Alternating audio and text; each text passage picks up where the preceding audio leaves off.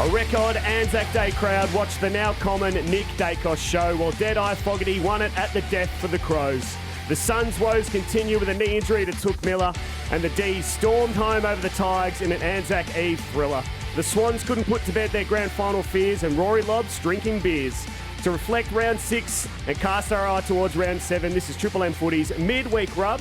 The man has been invited to his first St Kilda President's Dinner, Joey Montana. Thank you, Rabsy. Yes, looking forward to going to the footy Friday night, St Kilda, Port Adelaide, just as a punter. Yes. A bit like our Daisy was celebrating in the actual doing some work. Well, I don't think President's Lunch is as a punter, Joey. Fresh off celebrating the Magpies' nuff win in the commentary box, Daisy Thomas. How good. Hot pies, flag pies, whatever you want. Party pies, got the lot, and did I nuff it up? Oh, boy. And, of course, Footy's biggest newsbreaker, Damien Barrett. Hello, Damien. Hello, boys. And I did see Daisy yesterday and had the actual literal goosebumps before the game, which I was impressed with because it still meant something too, didn't it? It wasn't for show. It was too hot to be cold. So it's incredible. Obviously, the lead up to the game and the ceremony before is still so moving, and the thoughts that you have, and obviously that's all they are now, and the memories you go back. It's amazing how that sort of emotion can come back through. And the hairs, for about the first 15 minutes, the hairs were standing up. I had the full chicken skin goosebumps, call it what you will. And then the game that we got treated to. Genuinely rattled by it in that regard, which I loved seeing. It's brilliant. And again, now that's all said and done and I don't get to play anymore, to still have those memories that are still so emotional and still come to the top, I really enjoy it. And as you've seen on the Triple M socials, I might have got a little bit carried away late in that game and just enjoying the Pies comeback. Why wouldn't you? It was an awesome performance and how good. But what about the pressure on the bugle player every year? You just feel for like that is pressure right there before the game even starts. And that was a really good version of it, wasn't it? He absolutely nailed that. Yeah. And the New Zealand national anthem. She killed it. That was the same lady that did the Anzac Eve. Yeah, she backed up and did it again on Anzac Day. Brilliant. It's so good. I was speaking to a couple of vets before the game, a couple of diggers, and they were saying, and I asked them the question, because a while ago when this game was first put to the AFL and to the RSL, there was concerns that the day was taking away from Anzac Day. And the diggers were saying how they love the fact that the footy world celebrates it, and the observance that is before the game is actually the same observance that you would get at your local RSL in the morning of. So to have 95,000 experience and pay their respects at a traditional observance, they think it's brilliant, and it's done and enhanced the Anzac Day and the celebration of it. Now we see 40,000 at the Shrine, a lot of those footy punters that then go along to see a great game of footy. And speaking of that, can I ask you about Darcy Moore post-game, how well he spoke? You said, is that, I mean, you've been around a long time. Is that as good as you've seen? It is, Joey. And again, we do have fresh, relevant spice, don't we? And that's the most recent thing in front of us right now. But I defy anyone to find a speech of that nature in the history of the game to be better. Yeah. Now, how he managed to collect all his thoughts and to then deliver the sentiment of the day, having battled his heart out, and from a point of adversity in that sporting context, at 28 points down, the leader of the club needing to perform and then performing and delivering, and then to deliver those words the way he did. I agree, Joey. It's right up there, isn't it? And it just goes to show why, when it was all said and done, once Scotty Pendlebury stood down as captain, there was the one man they wanted, and the one man was Darcy. They are doing a lot right, the Pies, aren't they? On and off everything the field, right. Everything right, from the coach, the way that Craig McRae goes about it, to their new captain, to the way they play, to Nick Daicos, who we'll touch on. Everything about them now is just going so well. Craig McRae talking about booing the other week, and he said, I don't boo in our household. I reckon the Magpie fans have taken that on board, because at the end of the game, all the Bombers fans had gone home. They were in the cars. See you later. The only people there to watch the best on ground, 90%, the majority of, were Pies fans. Nick Daicos and both Darcy Moore thanked the Bombers, and there wasn't any boos. There was actually cheers and appreciation for the contest. Go back 5 years, there would have been the chorus of boos going around the joint. So Craig McRae's transformation of the entire football club, from the top in terms of the leadership, we speak of Darcy Moore and how good he's going, but all the way to the supporters that are coming along on the journey, it has been unbelievable. It was a long time ago, but Friday night, Fremantle's now a big story in 2023. Yeah, no, they are. And they're seems like an eternity ago. That's Friday. Bulldogs game. Yeah, another game in 2 days' time from now. But look, the two wins they've had was against a banged up West Coast, and that unfolded in front of their eyes. Well, they just had to win, and then they were lucky when it's all said and done to beat Gold Coast at Norwood in gather round, and they're just playing in a boring way that is not conducive to getting yourself out of a situation that you find yourself in. It's interesting because I think you made the point, Joey, on one of the shows about Carlton playing similar, but unfortunately for Fremantle, they don't have the two big boys in the forward line of a McKay and Curnow that they can bail out to and kick somewhat of a score, because there's not too much discrepancy in how both teams are playing at the minute. It's both that slow dour. The game's gone past that. You have to get some speed in the ball, get it back, otherwise defences are too good. On the other side of the coin, Joey, the Saints. That's another big story in 2023. It is a big story because now, as the wins keep rattling on, you've got to start thinking about how far can they go. Like, why can't they? I got asked last time, why can't they go all the way? And you're sitting there right now going, well, the only thing that's probably going to stop them at the moment is how much they believe they can, because in regards to their system and their style and what they're doing, I mean, you've got to have an open mind. I mean, it's easy to have that narrow mind. Oh, they can't continue. They can't do this. But we kept saying that about Collingwood last year, didn't we? They're not going to keep winning close games. Eventually, they'll come back to the mean, and they didn't. So you just wonder, why can't they continue this momentum and take it deep into finals? St Kilda have become a fun team to go and watch, which, with all due respects to Rossi Lyon, you couldn't say that too many times about how his teams played. They were always really brilliant in terms of they get the win, but they were honest defensive sides first that would then kick enough score to win the game. At the moment, their defense is brilliant, but the freedom in which they play then on offense is absolutely awesome to sit and watch. Talk about Ross, the boss, specifically, I think, when we get to the news in a few moments' time. But we talk about teams in a spot of bother. Richmond's in that now, isn't it? With the 6 premiership points only after the 6 completed games. Their best is okay, but they've got issues within that. Their 6 points probably doesn't a true indication of how well they've played in most of their games. They're actually going along not too bad for how little wins they've been able to produce. 1.5 wins throughout the season so far. Competitive in all bar pretty much one of the games against Sydney, and that was only for a quarter. They were competitive for 3. So it's a tougher draw than some of the other sides have had, but they still haven't been able to produce wins. That's the little out. So they've been banged up with injury. So they've got a lot of good players out. So they're playing kids, which is part of their transition. But also when you look through their games, you're right, Daisy. I mean, it's been Bulldogs, Sydney, Pies. They've played all teams that are sort of in that top 11 that we still think are the sort of the contenders this year. So Adelaide Crows as well. So they've had a tough start, but certainly they're going through a transition phase with these kids. Fair income or Fugazi to come. But up next, it's Damo's news, and one name is on top of that list, Nick Daicos. This is Triple M Footy's midweek rub, Joey, Daisy and Damo. We start with yesterday's Anzac Day medalist, Nick Daicos. Damo? Went in with all the pressure, didn't he? And started on bookmakers' charts as almost an unprecedented favourite to win the Anzac medal, which for a 20-year-old and a guy who had 30 games for his name to that point was extraordinary pressure in itself. To then deliver on that throughout the course of the game, to get to a stage at three-quarter time where you're in the conversation at least, and to then blow the game apart with the next 30 minutes of football, to elevate your own standing, which was already as high as it could ever be after one season and 6 rounds of the following season of your AFL life. Whatever was left by way of the naysayer doubter, and there were still a few of them, by saying he doesn't get the contested ball and he's on the outside and let's see him do it over some time. Whoever was left before that fourth quarter yesterday, that surely no one now is questioning anything to do with this guy. It was incredible. And as you say, the fact that for 3 quarters, there was still that little bit of, it's half back, he's not really playing on anyone. The ability to find the ball is still hard, regardless if you're playing at half back or not, to have 30-odd to three-quarter time.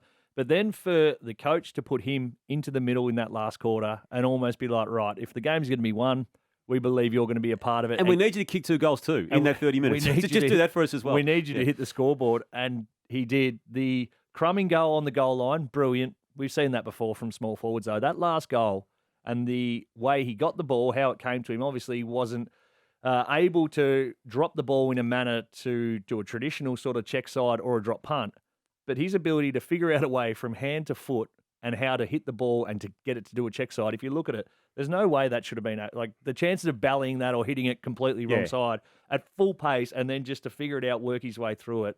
He is something else. Joey, you study tape like very few do, and you analyse it and bring it to listeners in a really relatable way. What do you see when you do go and study the behind-the-scenes stuff? I mean, because those two goals that Dave's referred to, he ran 150 metres on both occasions just to be at the right point of that time. There is an element, to be fair, the way that Craig McRae is using him and the licence that he has to play with his freedom and go and chase the ball is very rare, because even Daisy, playing half-back, up until for the last 150 years, you have some responsibility to be able to defend your man and have a dual role. He's just got this freedom to just go and chase the footy.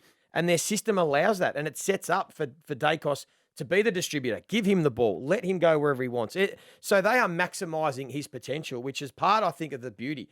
And you talk about the pressure he's under. I almost think it's the opposite. I think he's playing the game of footy where he's got no pressure on him whatsoever. He just goes out and plays, like just with a freedom of an under-14 kid that's just the best player on the ground and goes and does what he does. That's what I'm seeing from him with his body language, the way that the whole team are. I mean, there was one instance in the third quarter when Braden Maynard slaughtered one out of defence. Kicked it along the ground straight to Wiedemann. And they all laughed about it, had a joke and said, don't worry about that. Like, that's a shocker. Had a joke, move on, next play. Like, that attitude of theirs, I think, is what is allowing them to play the way they're playing and allowing Nick, I think, to have that freedom that he's dominating the competition. People talk about how, and especially, he runs around the back for a handball. He gets all the cheap.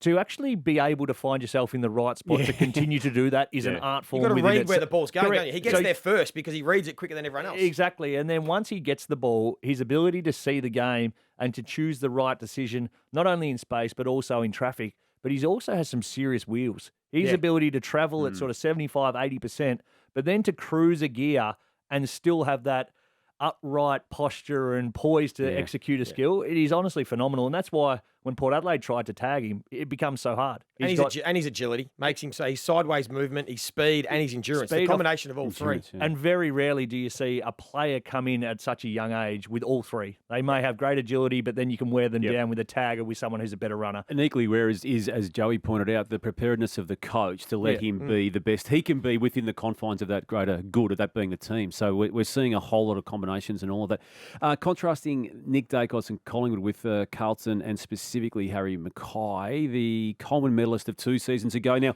it was guys with a tally of 58. So maybe factor that in when you refer to Harry McKay as a Coleman medalist. But the 9 goals, 8 that he's kicked this year from 23 shots, 4 of those 9 goals coming against North Melbourne on Good Friday.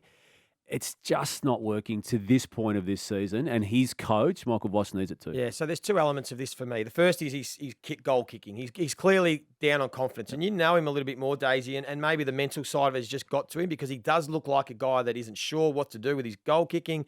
Then when he is, he's not confident. So that's a work. He's got to go to work, and I think it's more mental than technical, but there is a technical element to it, but I'm sure at training he's knocking those goals down. The other thing I could see, and it might be a bit of a cop-out, is watching him the other night against St Kilda, I think he should almost play for a few weeks as a traditional centre half forward. He was very good at presenting up on the wings, taking those marks, being a bit of a link player that might actually help Carlton's ball movement, and he's a pretty good field kick.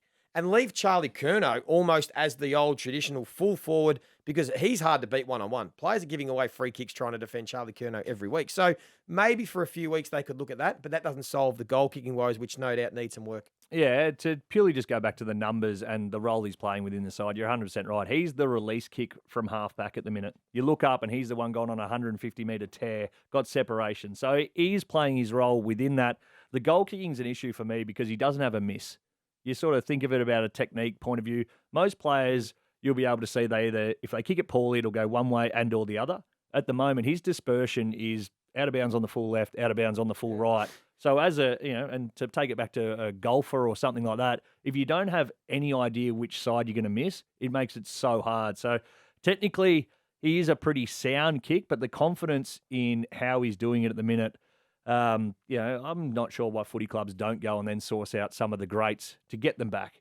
Brendan Favola, a champion of that football club, and not saying that Harry has to kick it like him. Just have the discussion. Talk to him about goal kicking and to at least get a routine that suits you. Correct, routine, because at the moment you can see he wants to go banana every time, snap around the body, but then when he's 45 but even then, out, he butchered those 2 attempts with that which on is the normally weekend. a pretty good snapper. So that's confidence. And that then becomes confidence. But to have a routine that you trust, and I watched Bailey Fritsch on Monday night it was, before he even goes and kicks at goal, He then lines up along the centre-half forward line with Greg Stafford and just works on kicking the ball straight. So keeping everything in line. Doesn't even worry about going for the goals first. Just hitting the process, just feeling it. And then you go and watch him kick. He'll kick 8 of 10. Yeah. And the ones he misses, he then rectifies straight away because he knows exactly what he has done or hasn't done right. Still doing a lot right, Harry McKay. Like 14 marks he took on the weekend, 5 of them contested. He's the best contested mark in the game this year. It's just the goal kicking element is the worry. Concern. Yeah. And that becomes winning games if you do kick those goals and make your chances. Yep. Joey, you're part of the St Kilda Mafia that got Ross Lyon back to I'm the claiming football that now. club. I'm going to go with you now. Yes, I was, Damo. Yes, thank you. Until this point. The power broker behind the scenes. Yeah, claim all that. Yeah. I just want to put to you something I've been putting to a few other people on the Triple M family. Are we actually seeing the best of Ross Lyon in this guise where he doesn't have superstars on a list? There were superstars in your time. You were one of them. There were superstars on the Fremantle Dockers list. That was Ross 1, Ross 2. This is Ross 3. He doesn't have it. Are we actually just scratching the surface of how good he actually is, given he's had to work with this adversity? Well, I've got a bit more of an intimate view of it. I think everyone's now realising how good a coach Ross Lyon is, because you're right. There is an element when you've got a gun team. I'm not saying any coach can do it, but it's pretty easy when you're a coach. Makes it easier. It's easier. The art of coaching for me are a number of things. When you're behind in games, or you've got to make some tactical change and say, how can you get your team back in it? The coaching element from there. But also, as you said, when you don't have your best personnel, how can you manufacture wins? How can you find a way? And that's what Ross has been always able to do, whether it was a Fremantle team towards the back end and even this side now. So, it's not surprising to me. He's a brilliant coach, but he's got a great support staff. And third time round, he's proving that he knows how to do it. I think it's amazing, probably, this perspective he now has on how he views the footballing world in terms of stepping out of it for a little bit and then seeing what some coaches did really well. He obviously lived through a Luke Beveridge incident that you would have gone, okay, well, I probably could have seen myself in that point at one time, going hard at a journalist, and sort of how you then are viewed externally. And obviously the evolution of Craig McRae as well. So no doubt when you then step back in, you go, okay, which one do I want to be? Do I want to be the grumpy old man that people probably think I am, or the nicer, cuddlier, happier Ross that we sort of joke about at the minute? Who delegates in a way that he hadn't previously as well. And when we see that, when you talk about Ross being happier, there's no doubt that then transfers to your players. And when you have a young group that aren't so senior and or experienced, to have a relaxed coach who you don't fear and aren't intimidated by goes a long way to going and executing with some freedom out on the ground, and that's what we're seeing. And one more. So some clubs go down the path of removing their more experienced players as they go through various stages of either reset, rebuild, repositioning, whatever it is. Adelaide Crows decided to keep Tex Walker and Rory Sloane. And I think without those two players on the weekend, they only beat Hawthorn just, we know. But without the involvement and roles they both played in that game, that game's lost from them. I reckon they've both had really good seasons, particularly Tex. It's still a spot for the person who may appear to be past his best and nowhere near at 100% in teams that are still trying to push up through the ladder. Completely agree. There is still a place for these veterans. We have 43, 44 spots on a list. I mean, even absolutely keeping some veterans for what they do around the club Monday to Friday that people don't see, their leadership, their advice, and then also the ability of game day. I still think you should be keeping some of your veterans, absolutely. And I've always been of view, the 1 year longer thing I think's fine. This whole retire before, it's like Trent Cotchin. Jack Rewalt, I mean, Richmond wouldn't have been in the game without Jack Rewalt. Everyone saying he should have retired 2 years ago. Trent Cotchin is still going to have an important role, even if he's not in their best 20 players. He's still valuable. So I think it's a big win. And credit to Adelaide, because their leaders have stood up the last few years when they've been struggling. Texas last few years, Rory Laird, Brody Smith. Those guys have been very important to allow the kids to come along at their own speed. Righto, I'm going to start with you, Nuff Thomas. Yes, Nuffy. Forget Disneyland. The funnest place on earth is the Collingwood Football Club right now. In terms of players, supporters, everything, it's hard not to say fair dinkum. To go and watch that club and a transformation within 2 years of being a dour 40 points. I think I watched them kick against Geelong one day and honestly nearly fell asleep in the box. To now go and doesn't matter what stage of the game it is, they could be 10 goals up, they could be 5 goals behind. You know that they're going to take it and have a red-hot crack.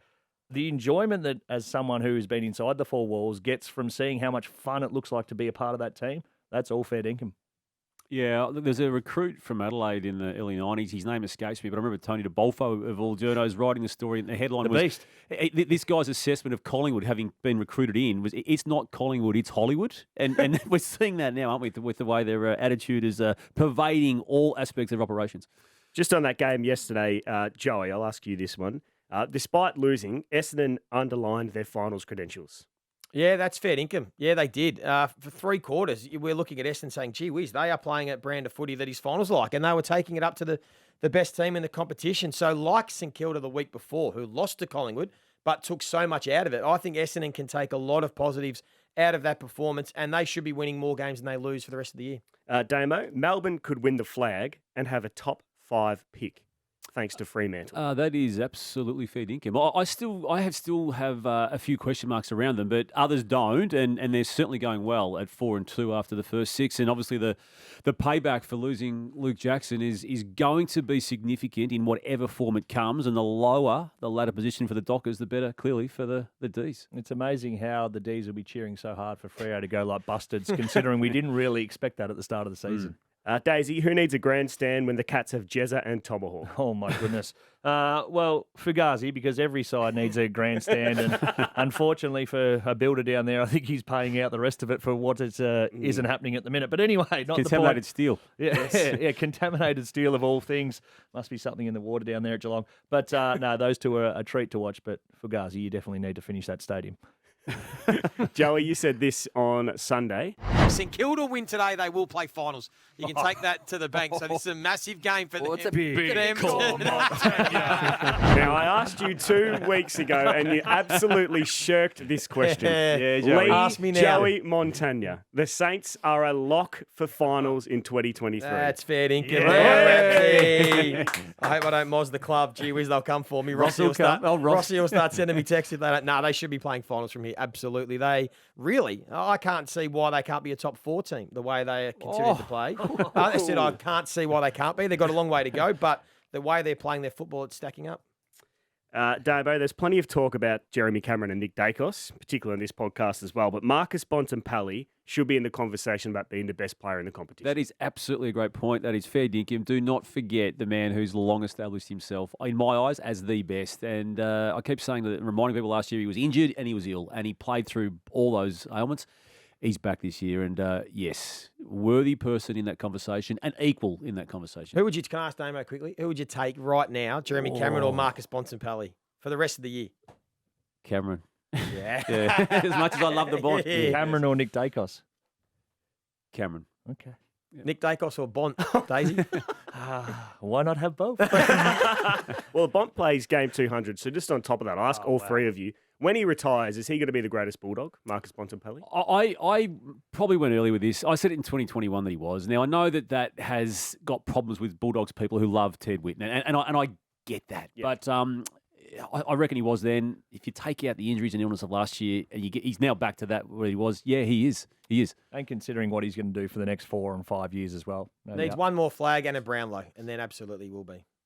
That's it. That's all. It's just like a Coleman and short ask. Joey, Daisy Thomas's carry on in the commentary box during Collingwood's comeback yesterday was unprofessional.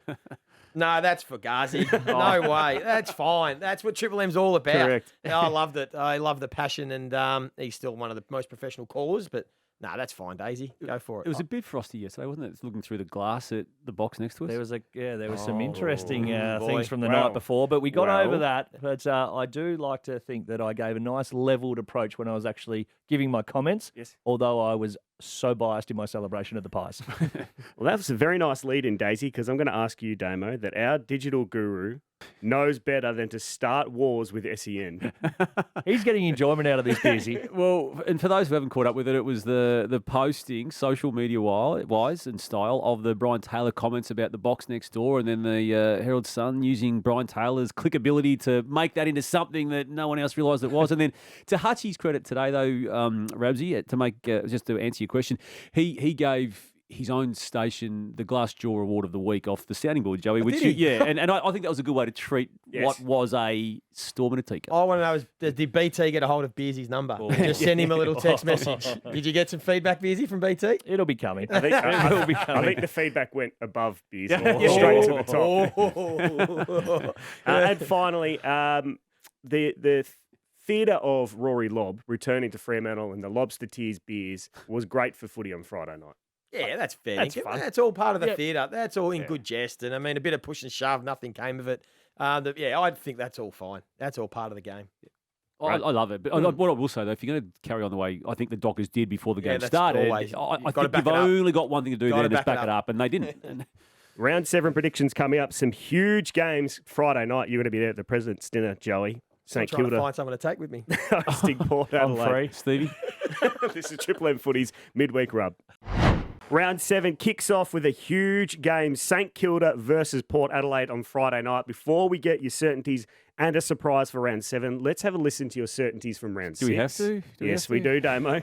Keeping the faith in Melbourne, I think they'll bounce back. If Gawn and Lever are back into the side, Melbourne get the job done, and I think they'll get it done pretty well. Certainties for me. That's where I'm putting my Me cert too. this My week. certainty. I'm with Daisy. So you're both certainties? Yep. All right, this could be was it midweek rub first? Melbourne certainties as Yeah. well. Yes, I like it. Roll All in. in. Roll in, Yeah. boys. Why didn't you want to listen to that, Damo? I thought we got it wrong too, thought Damo. we got it wrong when we had St Kilda I had St Kilda as a certainty anyway. So, yeah. And I thought I did Gold Coast. My certainty to beat. I said Stewie Jew's season was on the line, and they were a certainty to beat North Melbourne. But I think Rudy's done you a favour and just put He the might good have. audio through there. Probably cautious. I got 9 last week too. For anyone listening. Anyway, keep it going. There are cameras that can see that your face then. Oh, shit. St Kilda, Port Adelaide. That is a huge game on Friday night, Joey. another great test to see where both sides are at. For Port Adelaide, are they legitimate? If they beat St Kilda at Marvel, you go bang, they should be playing finals. Saints need to keep facing the challenges. I think they will. I think the momentum will keep rolling at home. 40,000 at Marvel Stadium. If they all turn up, Saints win. I thought I was going to learn my own lesson after tipping Carlton to beat St Kilda last week, disastrously, to then not do it again. But I'm going to do it. I'm going to tip Port this week as well. So I need a lesson, don't I? You were too bullish on Carlton for a long time, weren't you? You're off the Blues now? I've got to get off them too, don't I? As part of that lesson. All my teachers will attest to this. I am a slow learner. I'm going to follow you in. I'm going to take Port to beat the Saints. The Lions get the job done over the Dockers at the Gabba. What about Sydney versus GWS, This the is my Sydney derby? Yeah, my Smoky. I'm giving the Giants a chance in this one. Not sure why, but I think that the Giants have had a lot of honourable losses. I think they'll be wound up. Sydney, I'm not just quite sure where they're at. So I think in these games, like a lot of the other big traditional clashes, Giants will get themselves up, could cause an upset. Swans for me. Couple Yeah. Swans for me, but I do like Joey's logic behind it. Couple of big games on Sunday. Essendon versus Geelong. Is this still the country game, by the way? I think so. One of the big 3 on the calendar. Is that where they do a photo shoot and hold the sheep and all that sort of stuff? Yeah. That was the fake sheep. Yeah, Gillan McLaughlin was shows- holding a fake sheep or Just cow. to show how country he is. Yeah. In his suit, holding a sheep. Country on a boutique stud farm. So who wins the country Cats. game, Joey? Cat sit and steer. Yeah, probably the Cats. Great challenge for the Bombers to back up and do it again. But 5-day break, short turnaround. Going to hurt. Cats 2 for me. And then the last game of the round, Adelaide versus Collingwood. Adelaide Oval, Damo. This is huge. I'm going for the Crows in this. I really like how they've now strung 4 together, and I like what they did. Even though it was only against Hawthorn last week, they just got 4 points when another time and place they wouldn't have, and I'm going for the Crows to beat Collingwood. Match of the round, isn't it? Yeah, I love the way that the Crows are playing, and I think this is going to be a really entertaining game with not a whole heap of defence in the traditional sense, a lot of high scoring, but I think, and after I've nuffed it up all week, I'm just going to have to tip the pass. Just a quick little one on the stats. Adelaide play the corridor more than any other team, and their opponents also play the corridor more than any other team. So Adelaide playing great games of footy. So I think this will be a terrific showdown. When it's a 50-50 game, I'm learning to lean to the home team. So I'll go for the Adelaide Crows. Does Ben Keys go to Nick Daicos? Oh, I think they're going to have to try something. It's getting ridiculous now. So that's a good one. Work off him and also try and nullify him getting some ball. Yeah, good one. So just recap, who are your certainties for round 7? My certainty is going to be Already forgotten. Richmond to beat Gold Coast. We didn't touch on that. Okay, yes, no I'll worries. take the Cats to beat the Bombers as my certainty. I'll take the Crows to beat the Pies. As a my certainty. certainty. I love that. That's huge. I love it. I don't think he's taking this seriously. No, I am. I just don't get it right regularly. Well, you can catch every game across round 7 on the Listener app and on Triple M, starting with the blockbuster clash between St Kilda and Port Adelaide live from 6 p.m. Friday night with Luke Darcy, Mark Howard, Jason Dunstall, Nathan Brown and Damien Barrett. This has been Triple M Footy's Midweek Rub.